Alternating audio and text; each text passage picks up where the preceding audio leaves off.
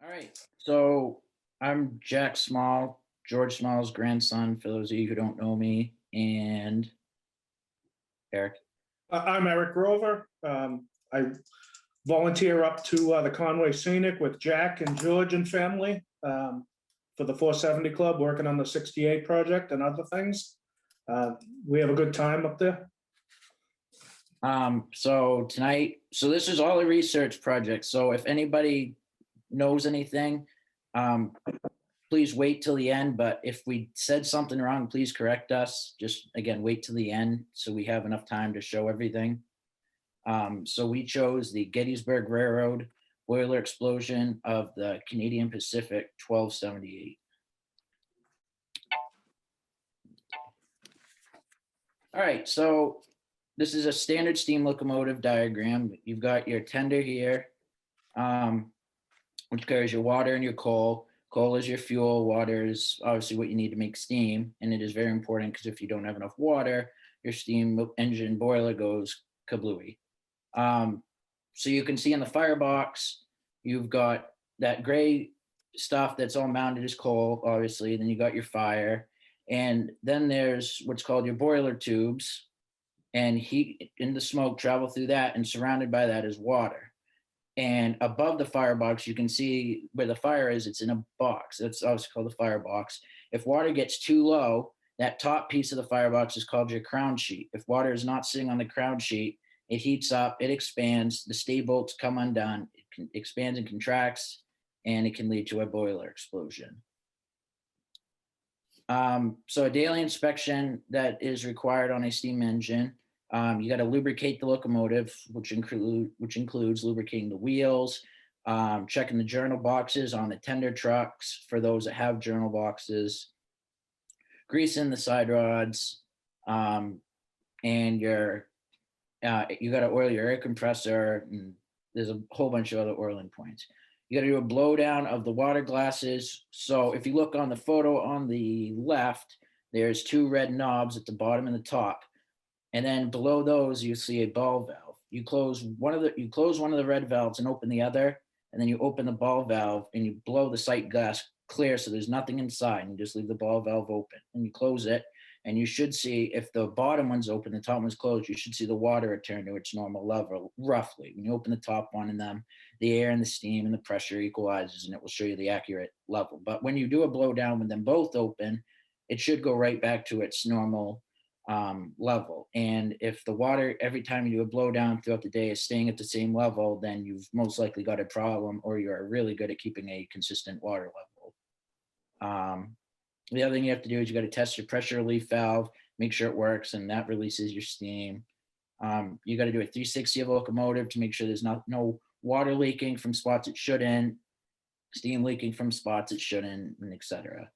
You got to dump your ash too, because the day before his operation or the previous trip, there'll be ash from the firebox because coal produces ash.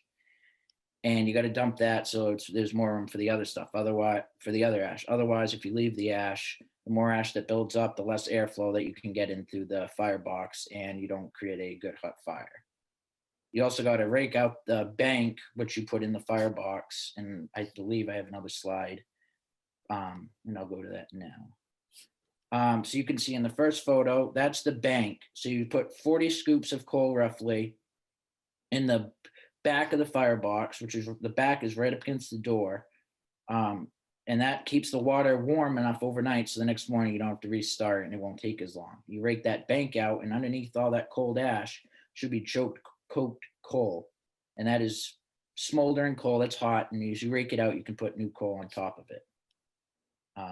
You can also see in the third picture, the ash pans being pushed into the lower part of the ash pan where the ashes get dumped. And in the fourth photo, that is the ashes being dumped.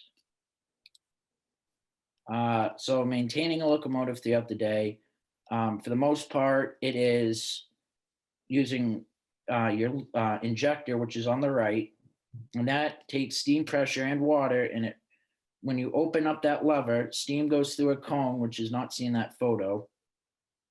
But the steam blows through the cone, and it sucks the water in and forces it into the boiler. And that's how you get water into the boiler on most steam locomotives.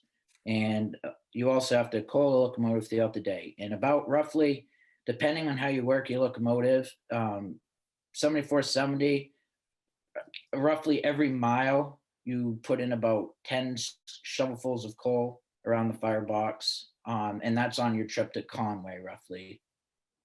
It all depends on what you have for grades and how hard it's working.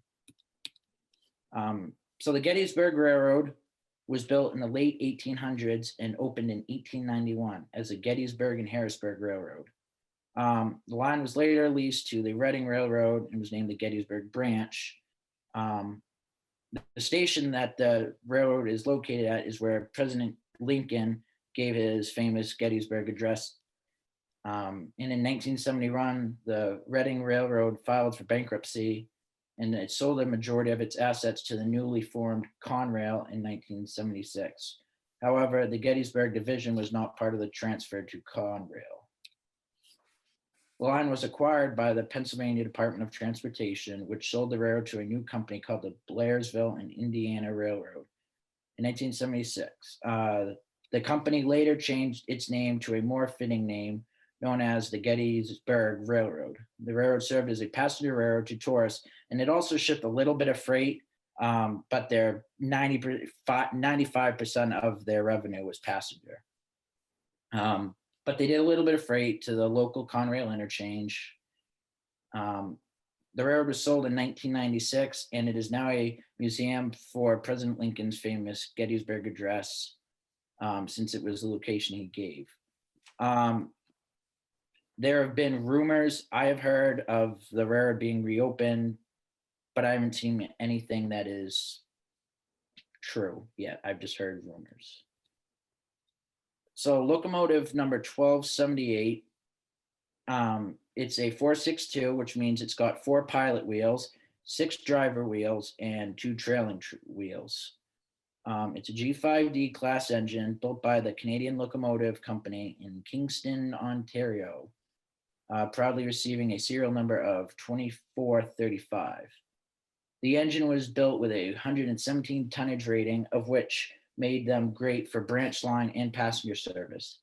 The engine was equipped with a modern day items new to the industry. A Lesko 5-poppet front end throttle, and a Lesko feed water heater and stoker. The feed water heater, what that does is that pretty much it heats your water, so you're not putting cold water into the boiler. An old trick that railroads used to do is if you pull out on the injector real quick, it won't grab the water and it will actually backfeed water out of the boiler.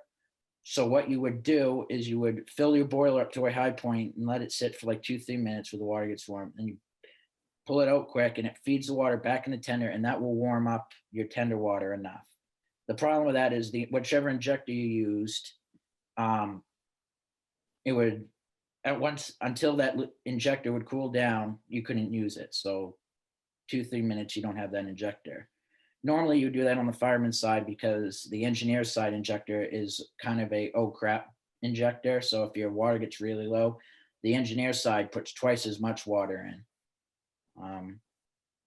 The engine also had a new style button head stay bolts, and a small firebox with no large expansive sheet to control expansion and contraction. These were very easy to fire, maintain, and very much a hard and strong locomotive. Even though this engine had a stoker, you were still required to shovel coal in the back corners of the firebox because the coal, if you think about it, it shoots it out on an angle. So it doesn't get about the back 2 feet of the firebox. So you have to shovel that by hand. So 1278 was built in 1965 for Canadian Pacific. In 1965, that date is wrong.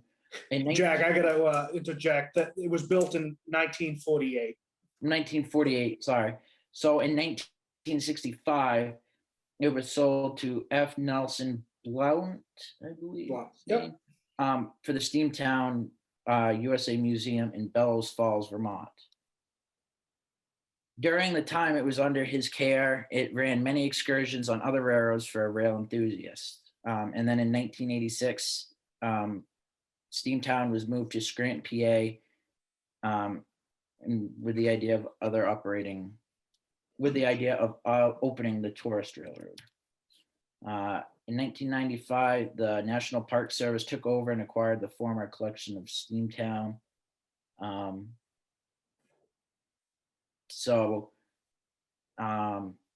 In 1987, the 1278 was traded to the Gettysburg Railroad for a larger Canadian National 282, which again, 2 pilot trucks, 8 drivers, and 2 trailing trucks.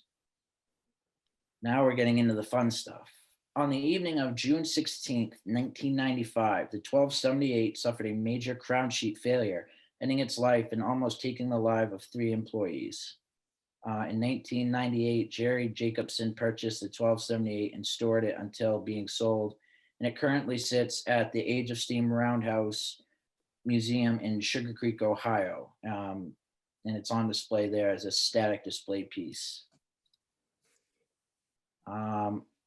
So the background of the employees, the engineer, age 48, he received most of his training due to growing up on the Pennsylvania Railroad, watching locomotives near his house as a teenager.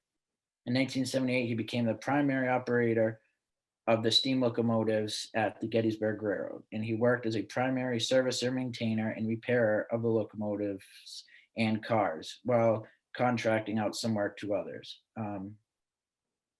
He was the person responsible for all paperwork and maintaining records.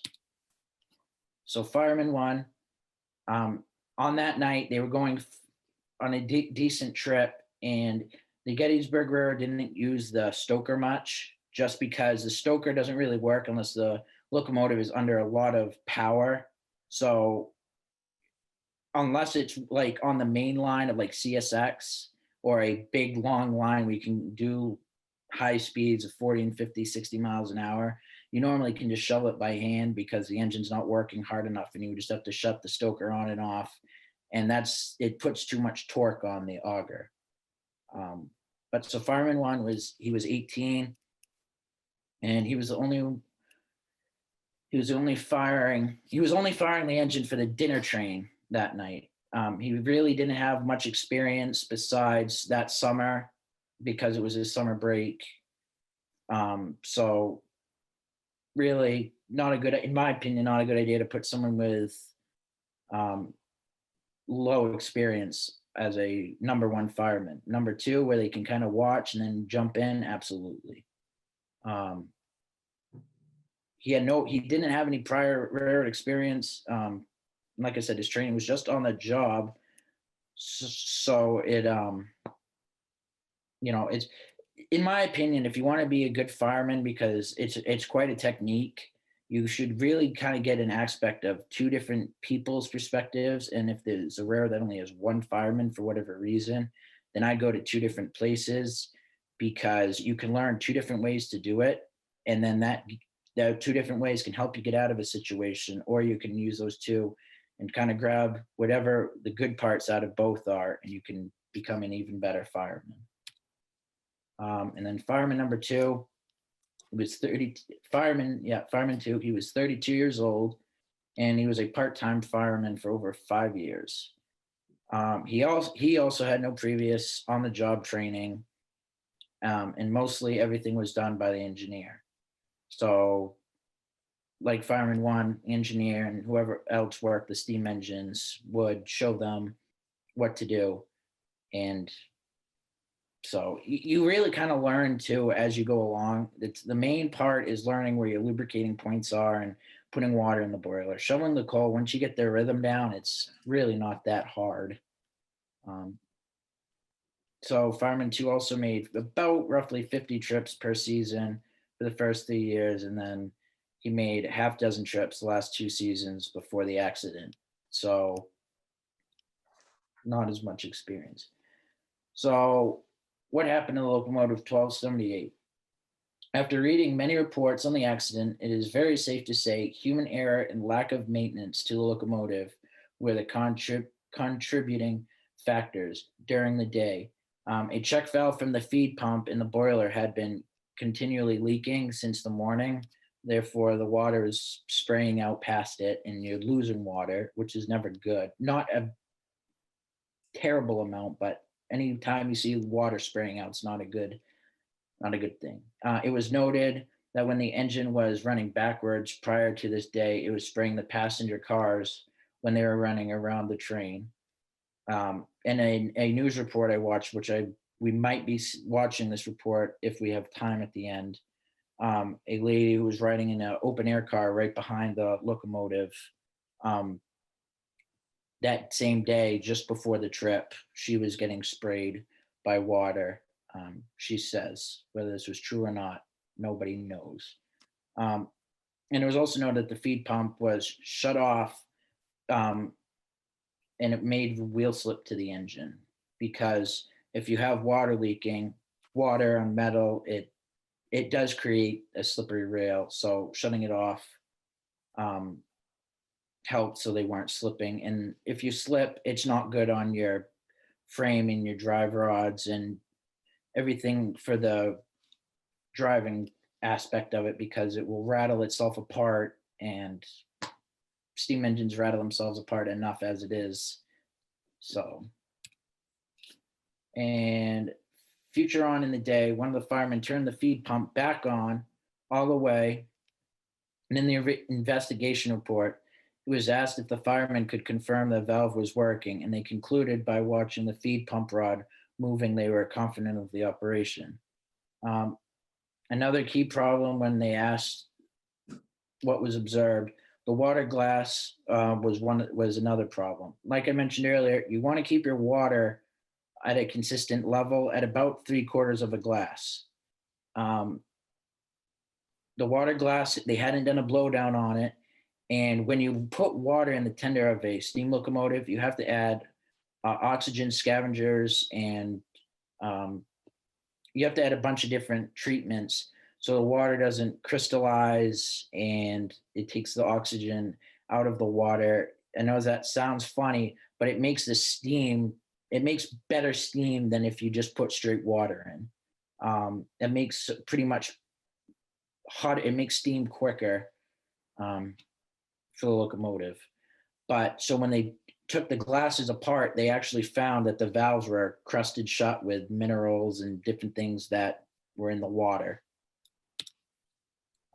And the fireman also said that when they checked the glass, they checked it every 5 minutes or so. And like I said earlier, if you turn your valve, if you turn the two red valves on your sight glass and you do your blow down in the morning, you turn one off, and you keep the other one on, and then vice versa, and you use that ball valve on the bottom, your water should theoretically not go to the exact height unless both of them are open, because you need to have a circulation of pressure and water coming through. The problem they had here was the top of it, of the sight glass, was crusted shut, and the bottom had just enough of an opening where water could come back through. So the water was going back to the same level every time, because the water comes up so far, and then there's the pressure above the water and it can't go up any farther.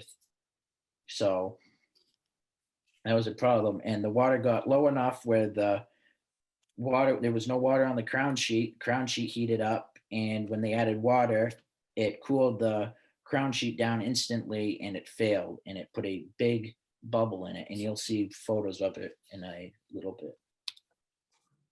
Eric, you're up. All righty. I'm not as knowledgeable as Jack is on all this stuff, but these were the testimonies that came right out of the reports from fireman number one. It said, while the crown sheet failed, it sounded like a muffled .22 rifle pop. I instinctively turned towards the noise. I remember getting hit with it. Just got dark because of all the soot and smoke in the cab. And I remember feeling intense heat and thinking, I've got to get out of here. I jumped out and yelled at the engineer's wife to call 911. And then I thought about the engineer and started backing up to the other fireman. I knew he was all right because I saw him. He was limping, but I knew he was all right. Then I went to find the engineer and found him on the other side of the train laying there. and he asked for his wife, so I ran to get her. She handed me the phone and I continued with the 911 call. Real quick, the wife that night, she was going to where the train was, it was going to before it turned around, which was Mount Holy Springs. She was going there to throw the switch for them. Different reports say she was flagging and different things, but the reports on that we found between the FRA and different websites said that she was going to throw the switch. That's why she was following the train as well in case of an emergency. Good thing she was. Thank you. Testimonial from fireman number 2. The first fireman stepped down to fire the back corner of the firebox, and I told him to take a break and I'd take over firing, which I guess gave a time span of about 5 minutes from the point until the explosion. There was like an initial poof sound, but then there was like a secondary explosion, which is what jarred the fire doors open and dumped everything back into the cab. All the steam and a lot of the coal just blew back into the cab. We had the feed pump on and had the stoker on. I shut the stoker and the feed pump down. And at first, just not knowing where everything was coming from, I jumped forward in the cab, between the boiler and the outside wall of the cab to try to get away from it. After about 10 or 15 seconds, I realized it wasn't getting any better, and that when I realized it wasn't getting any better, and that's when I came back to the seat. And you couldn't see anything as far as the doorway or anything. So that's when I climbed up on the seat and jumped out the window. Almost immediately after the explosion, the first fireman went out the doorway. And to my knowledge, the engineer apparently stayed on until it stopped. The consequences to their injuries, fireman number 1, he received second and third degree burns over 10% of his body. He was moved around to a couple hospitals where his recovery took 1.5 months. Fireman number 2 received second and third degree burns on his legs, arms, and chest, and had fractured his legs when he jumped out the window. He was hospitalized for several weeks and had extensive therapy for his shoulder. The engineer was flown to a burn center near Philadelphia, where he had third degree burns covering 65% of his body. His recovery time was 9 months with extensive therapy and multiple surgeries to recover. A few contributing factors to the explosion. The crew began to climb a grade with too little water in the boiler. The water level continued to drop, and by the time the engine made the grade, there wasn't enough water, causing a thermal overstress of the crown sheet. Water flashed into high-pressure steam through the firebox doors in the locomotive, injuring and burning the crew of 3. There were a few errors that we found in the FRA reports. Prior to operation, the feed pump gauge had been removed.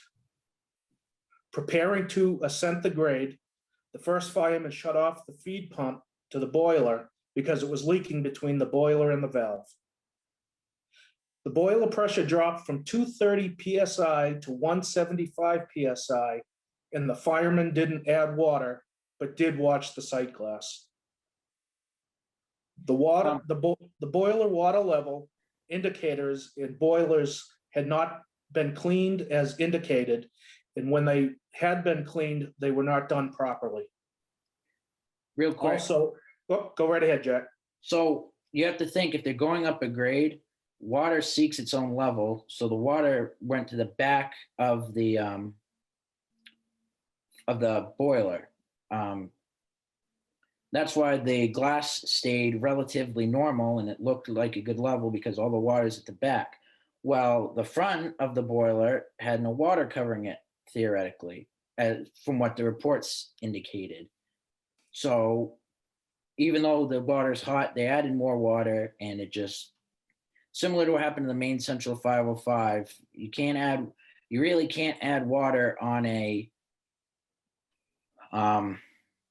on a dry, it's called a dried section. I don't know who came up with that, but it's called a dried section, and that's the spot where the metal's bare. The best thing to do in a case like that is to dump your fire and unhook the train and bring it to a safe distance and then exit the cab until the boiler can cool down. Nothing will happen that way, but you will definitely need to repair stables. Now, having said that, you won't have to fix your crown sheet because it won't warp as bad as it did from this. Sorry, Eric, go ahead. Nope, that's okay. Thank you. Also, the water glass was not properly lit up, excuse me. You need to have that lit up at night so you can see what the level is while you're going. There were a few changes made in the American steam locomotive operations. After this incident, the FRA teamed up with the Strasburg Railroad to make changes and rules to steam locomotives. These changes included morning inspections with a water glass blowdown. They also made sure that railroads were doing the 15-year or 1492-day boiler tube and superheater check and replacements, which most people know as an overhaul. They also made 30-day inspections, which included a boiler wash to clean out all the sediment, and this required all boiler plugs to be removed. So 15-year or 1492-day boiler tube and superheater check, that basically is you take all your boiler tubes out of the boiler and you replace them. Over the years, they wear and tear. The FRA doesn't care if they're strong. They want them replaced because they could be strong at that moment, but 5 years from now, what are they going to look like? So it's safe to replace them. Your superheater tubes are your water. They're what you warm your water up with. They run through the boiler and then they go back in. Oh no, I'm sorry. That's not the superheater. Is it runs the steam through and it heats the steam up even more and takes more water out of it, and it basically makes stronger steam because it's taking more of the water out of it and making it more pure steam. And like Eric said, the 30-day inspection. That way you use a pressure washer and you go all around the firebox and the boiler. I've done it. It is very boring and you get very wet, but it takes all the sediments and stuff out. And let me tell you, when you see what comes out, you'll be shocked. I mean, there's a lot of crud that just comes out of it, and it's honestly kind of scary to see it. Now, it doesn't impact the engine as long as you do your 30-day inspections. Sorry, Eric, I'll shut up. Come on now. Oh, perfect. We're done anyway. All right. So we have a bunch of videos to show. A few of them. Do we want to go to the pictures first? Go through those and then let's do that. These were some pictures. I have some slides from Les McDonald and my father. Les went down to the Gettysburg, and this is the engine that we've been talking about tonight. Former Steamtown engine. He took these right. I'm not sure of the date. I do apologize for that. They weren't labeled, but this is right where Abraham Lincoln gave his big speech. If you go to the next, yep. So if you guys look at the front of the locomotive and you'll see on the boiler, there's a rusty spot that indicates leakage. And right there is where your water goes into the boiler.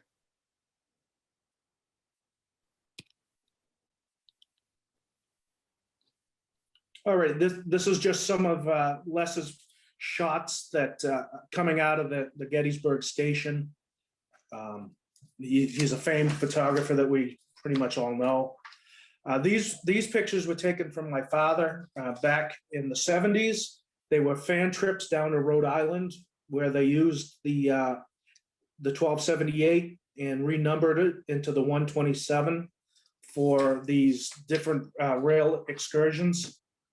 The next slide is actually at Riverside Riverside down in at Steamtown. That's 89 in the background. That's now down at Strasburg. They had a double header rail excursion back in the 70s using both of these engines. Once again, this was down, I believe, in Rhode Island or maybe Connecticut. I'm not sure. I'm sure that somebody else knows the locations, but these were just some of the pictures out of his collection.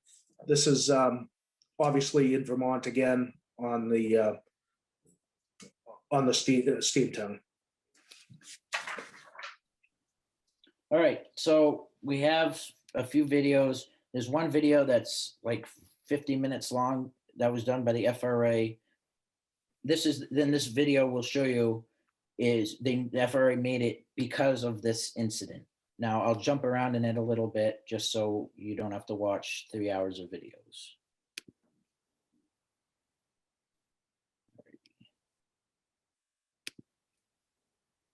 So this is just a video of the 1278 in daily operation. Nothing due to there's nothing involving the explosion in this video. Can you hear that, Eric? Yes, I can. Yep. All right.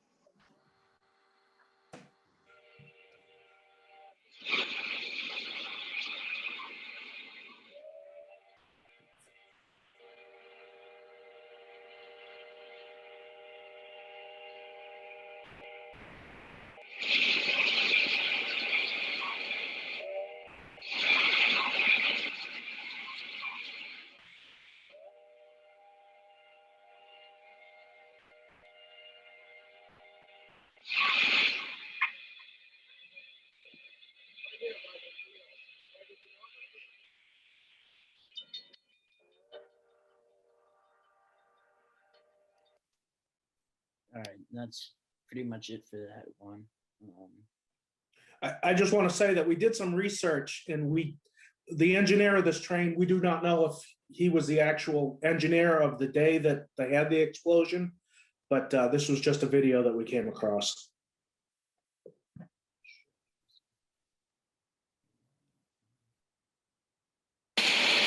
Electric container handlers. This is huge. 3 crew members of a Gettysburg tourist train suffer serious burns when the firebox on their steam locomotive explodes. Ever since Friday's mishap, federal investigators have wondered why. The difficulty, Mary, they face is trying to figure out if mechanical failure or human error, or a combination of both, may be to blame. This looks like kind of an isolated incident. It might have been isolated, but steam locomotive 1278 in Gettysburg was in serious trouble Friday night. The tourist train was carrying about 100 passengers on a dinner excursion in northern Adams County when an explosion occurred in the engine's firebox. So we had a horseshoe hanging up here for good luck. I don't think it was enough. That is all soot from the firebox. Remember when you saw in the last video, those were all brass and all shined up? That is all soot, you see. In this case. National Transportation Safety Board investigator Russ Quimby suspects water or steam got into the firebox. How it got there, he's not sure, but he knows. If you see right there, that bulge is where the crown sheet failed. When it does, you have big problems. In the old days, there's pictures of steam engines literally just wheels sitting on a frame and not much of anything else. In this incident, the blast was isolated to the cab of the locomotive where the train's 3 crew members were seriously burned. The mishap couldn't have come at a worse time for Gettysburg Passenger Service, which operates the tourist train. This is the busy season, and by the end of the year, it will have carried about 50,000 passengers. I was really shocked and kind of horrified. That could have been us. Shirley Lando of Gettysburg says she was aboard 1278 for an earlier excursion. She believes the train was already having problems when she and other passengers got wet while riding in an open-air coach. I would think that if this was usual, he would have warned us in the first place not to sit there. But the train's operators say it's not unusual for steam to release a spray and get some of the open-air passengers wet. Those we spoke to deny being aware of any mechanical problems. Federal investigators say it could take at least a month to determine the exact cause of the explosion. In the meantime, the Gettysburg Passenger Service, which operates these trains, expects to resume excursions on Thursday. Instead of using our normal steam engines, we'll be using diesel. It'll be the same exact trip. We'll just be using a different type of engine. Meanwhile, the investigator we spoke with says there are about 150 steam locomotives in this country used for tours. All of them must pass both federal and state safety inspections, and locomotive 1278 recently went through one. Indeed, scary moments for everyone on board that train that day.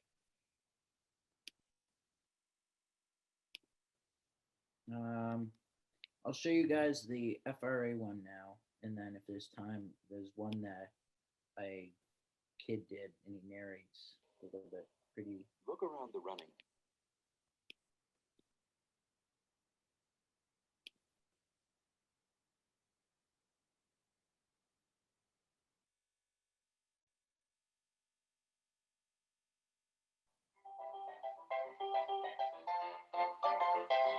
From 1820 to 1950, steam locomotives were the dominant form of railroad motive power in the United States. After the Civil War, steam trains were instrumental in the opening of the West, transporting finished products from plants to consumers, moving agricultural products from the farms to the cities, moving military personnel and material, and moving people in relative safety and comfort throughout the nation. But these massive iron engines were not without dangers. Because of the temperature and pressure involved, steam power can be hazardous. In the early 1900s, about 700 people a year died from steam-related accidents on local FRA regional directors in a timely fashion. Steam locomotives operate on steam's incredible expansive properties. The fuel burning in the firebox heats the water surrounding it and the flues. As the water boils, steam forms in the space above the water. Steam furthest from the water is the hottest and driest, and therefore has the most expansive power.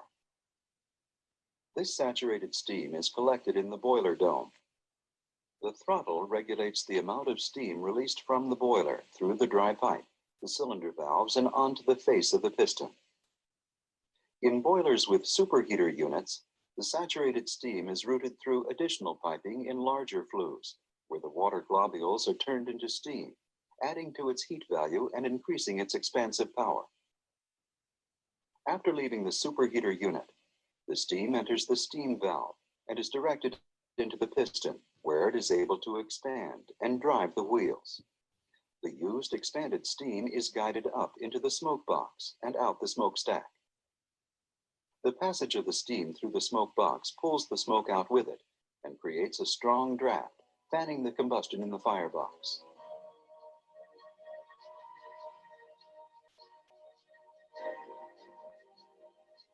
Inspections of steam locomotives must include all sections of Part 230, including all of Subpart A and Subpart B, as well as Regulation 231 and 232.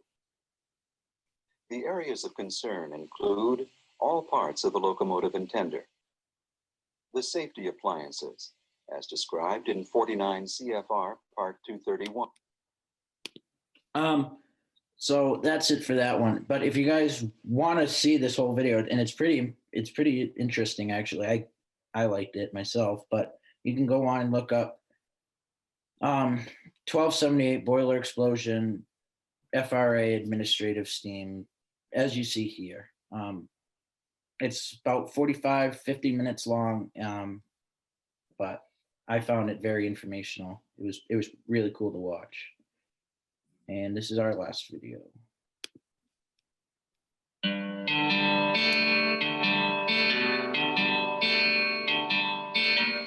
Steam locomotives are one of the most elegant and beautiful types of machinery man has ever created.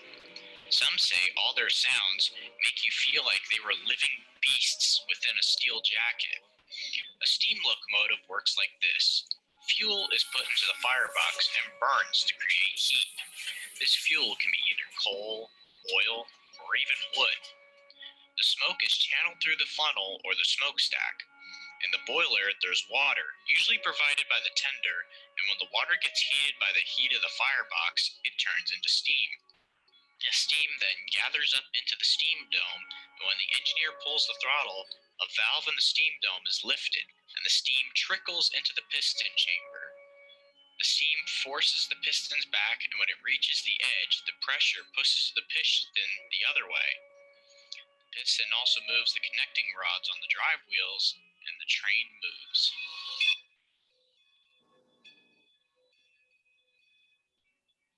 Steam is then shot up the funnel along with the firebox smoke, creating the famous chuffing sound associated with steam locomotives.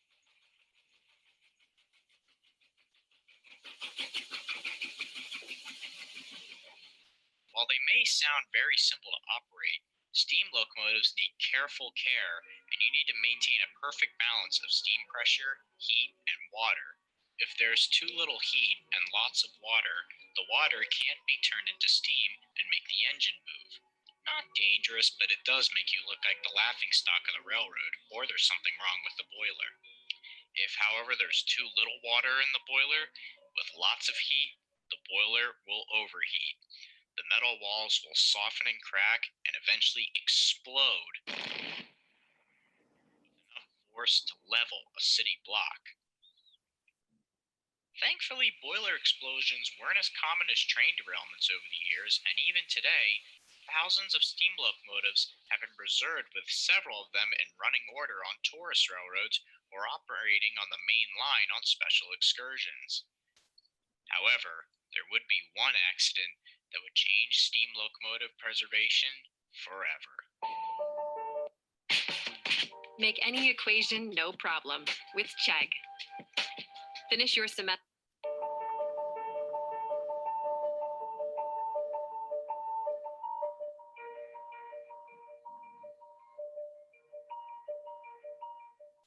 Gettysburg, Pennsylvania, June 16th, 1995. Not far from the site of the famous Civil War battle lies the Gettysburg Railroad. Running from Gettysburg to Biglerville, this former Reading Railroad line played a key role during the battle.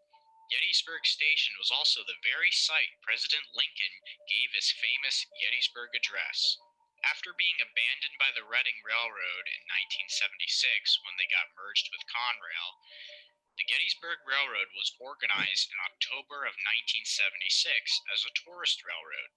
There were quite a few locomotives that ran this line, mainly their steam engines, like 76, a former Frisco 280 built by Baldwin, another Baldwin 280, number 38, built for the Huntington and Broad Top Mountain Railroad and Coal Company, and finally 1278, a former Canadian Pacific G5D 462 Pacific, built in April of 1948 by the Canadian Locomotive Company.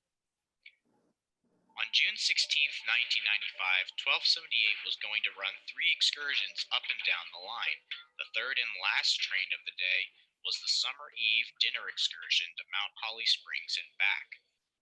There were 3 crewmen in 1278 handling the 6-car train: 48-year-old engineer James Cornell, 18-year-old first fireman Christopher Miller, and second fireman 32-year-old Eddie Shera, who would relieve Miller midway into the journey and assist whenever needed. The passengers would ride the train to Mount Holly Springs and would have a catered 2-hour dinner in local restaurants before they returned to Gettysburg. After the train left Gettysburg, the co-owner and operator of Gettysburg Passenger Service Incorporated, who used the Gettysburg Railroad's equipment, closed the station and followed the excursion. The purpose of her chase with her car was to provide a contingency service to the train and, if necessary, limited emergency transportation if something went wrong. She carried a cell phone and a 2-way radio that she used to monitor and talk to the crew. Her husband, the engineer, also carried a radio and cell phone. The conductor and passenger service personnel on the train also had 2-way radios. Near Aspers at milepost 15, known as the Wolf Pit, the dinner train stopped and waited to receive a helper train to push them up the hill, which consisted of a diesel locomotive pulling 4 freight cars. It is unknown which diesel assisted 1278 that day. It took several minutes to couple the helper to the rear of the dinner train, after which the combined consist proceeded. Believe it or not, this was a routine procedure on the Gettysburg. Already, there was the first sign of danger. A check valve between the feed water heater pump and the boiler had been leaking all day, even though the valve was recently replaced. On the previous trip that day, when 1278 was running backward next to a double-tiered open-air observation car, the spray from the leaking check valve required that the top half of the car to be cleaned. Consequently, according to the first fireman, when the train left Wolf Pit, the feed pump was shut off. The feed water heater is a heat exchanger located in the front of the locomotive, usually in the smoke box. The steam exhausted from the cylinders is used to preheat water from the tender before the water is pumped into the boiler. This boosts efficiency and lowers fuel usage. The second fireman testified that when he relieved the first fireman, the feed pump was still off. The second fireman said he then turned the feed pump on all the way. When both firemen were later asked how they could tell whether the feed pump was working or not, they both said that the sound and visual movement of the feed pump rod told them that it was working. Both firemen felt that such cues were normal and sufficient to ensure that the water was flowing into the boiler. However, it would later be revealed that this was not the correct procedure. Both firemen stated that they checked the water glass frequently during the trip, which would indicate how much water is left in the boiler. The first fireman stated that he always checked the water glass, and the second fireman said he checked it once every 5 minutes or so.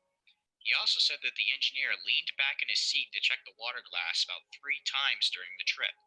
Neither fireman noted anything unusual about the level of the water in the glass. They said that it appeared to be normal and that it would fluctuate between half to a full inch, which they considered normal considering the grade of the track and the vibrations. At Pond Road at milepost 18, the second fireman relieved the first, and about a mile later at 7 p.m. at Gardner's, while the train was moving at approximately 15 miles an hour, disaster struck.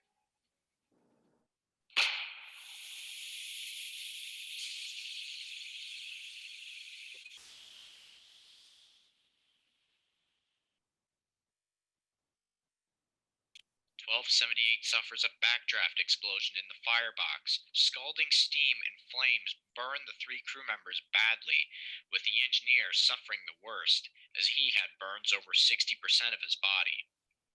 When the train stopped, the engineer managed to get down out of the locomotive cab by himself, and he laid on the ground. He was then helped by the firemen and other members of the train crew. Ambulances arrived minutes later to take them to area hospitals.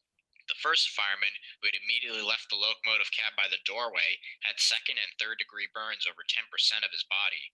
He was taken to the hospital in Gettysburg and was later transferred to York for a week. His recovery took about 1.5 months. The second fireman also had second and third degree burns on both his legs, arms, and chest, and had fractured legs when he jumped through the locomotive cab window. Thankfully, none of the crew were killed, and the passengers on the train escaped serious injury, all 100 of them. 1278 suffered major damage to its firebox area, but the rest of the locomotive was fine. The crown sheet toward the front of the locomotive next to the rear tube sheet knuckle had bulged downward a maximum of about a foot in a bag shape that covered an area encompassing about 60 crown stays. The crown sheet holes around the crown stays had been deformed and elongated, creating gaps about the crown stay heads. The crown sheet knuckle next to the flue sheet had a 6-inch tear, and also 2 front right firebox grate panels of the firebox floor had broken and fallen onto the ash pan below. An investigation quickly revealed that the crown sheet overheated due to low water levels, but it would soon be discovered that this accident was more than just an engine not having enough water. 1278 was found to be poorly maintained, from an air compressor that sounded like an asthmatic cow to exterior rust on the drive wheels. Not to mention the fact that many gauges were removed and not replaced, including the one that indicated water flow to the feed water pump. The engineer told the NTSB that he had removed the original feed pump gauge after it had failed, and the replacement also failed, so he didn't bother replacing it with a third one. As for the gauges still left on the engine, they were mostly, in fact, wrong, particularly the water glass. The water glass is a simple gauge that indicated how much water is left in the boiler. The first issue was the water glass light was not working, a violation of railroad regulations of steam locomotive operation. The second was the crew thought the water was at an acceptable level, even though the water glass level changed by only half an inch, which should have indicated something was wrong. Normal fluctuations are normally between 2 to 4 inches, and the fluctuations can also be present depending on track conditions. When the water glass was removed, the NTSB suspicions were correct. The water glass pipes and valves were obstructed by almost 85% of solid scale, blocking the water flow to indicate the correct water levels. Plus, not many of the employees of the railroad, including the crew on board that day, knew how to properly blow down the water glass, a procedure that would highlight issues, including a clog in the water glass pipes. Only the owner of the Gettysburg Railroad, the engineer's father, demonstrated the correct method of blowing the glass down. All the Gettysburg passenger service employees had been taught by the engineer. No one said that he also tested the gauge cocks when he... So I forgot to mention this earlier, but these are antique water glasses. Before water glasses on a steam locomotive, this is how you would check your boiler. You got these 3 valves that are at different heights, and you open the top. You always start from the top and work your way down. You start at the top. So anyway, the gauge cocks you used on, those are what you use to check your water level. You always start from the top and work your way down. And the reason for that is because if you start at the top, most of the time it's going to be water or steam. If you start from the bottom and work your way up, you're going to see water. So you always start from the top and you work your way down, then you see where your water is, and you can say, all right, my water stops here. you know, so my water's somewhere in between these two. Am I good on water? Do I need water? So they're antique water glasses. They're still on all locomotives. They're still used as a backup because you can shut the water glasses off with those valves I was telling you about to do blowdowns. So those are backups, and they do work. He blew down the water glass as required by regulations. The NTSB therefore concluded that the firemen did not know because they had not been properly taught how to blow down the water glass or test the gauge cocks. The lack of knowledge about such basic procedures reflected the lack of an effective training program at the Gettysburg Railroad. The water injector, which helps flow water from the tender into the boiler, was also non-functional because the wrong metal disc was installed, making water flow to the boiler difficult. Thankfully, there was one positive thing about this incident. The design of 1278's boiler and crown sheet was a factor that helped prevent serious injury to the passengers and prevented deaths of the crew, as the crown sheet only bulged but didn't result in the whole boiler exploding. Had the boiler itself did indeed explode instead of suffering a backdraft, the crew would have been instantly killed by the explosion, and flying debris could have injured or killed passengers and bystanders. As a result of these factors and others, including an unclean boiler and the lack of a proper water treatment program by the railroad, the NTSB recommended stricter inspection procedures on steam locomotives to ensure safe operation. Gettysburg Railroad continued to operate, albeit without steam operations, and was later sold to the Delaware Valley Railroad Company, a subsidiary of Rail America, in 1996. Delaware Valley created the new operating company, the Gettysburg Railway. It was later sold again to Pioneer Rail Corp's new short line, the Gettysburg and Northern Railroad, in 2001, which still operates as a short line, interchanging with NS and CSX. However, they no longer do tourist operations. As for 1278, it was removed from service after the incident and was later bought by Jerry Jacobson at an auction in 1998. It sat at an Ohio Central Railroad storage facility for several years, waiting for restoration. As of 2016, 1278 currently resides inside the Age of Steam Roundhouse in Sugar Creek, Ohio, safely out of the weather. It has had a partial cosmetic restoration to improve its overall looks as a static display, but likely it will never run under steam again. 25 years have passed since this tragedy, and it's fair to say this incident has changed steam locomotive operations on tourist railroads forever.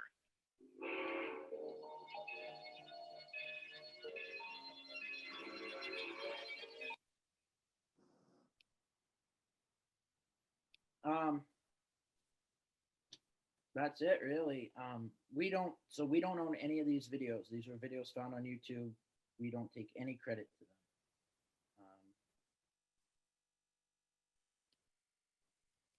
them. And now for the moment you've all been waiting for. Anybody have any questions or comments? Or Eric, do you have anything you wanted to add before we open up to that? I think the information that we provided was pretty good, just backed up by the video, obviously.